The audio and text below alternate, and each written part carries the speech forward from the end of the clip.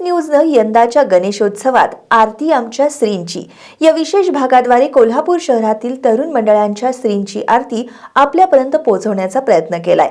याचाच भाग म्हणून आज आपण पाहणार आहोत कोल्हापुरातील श्री उत्तरेश्वर प्रासादिक वाघाची तालीम मंडळाच्या श्रींची आरती।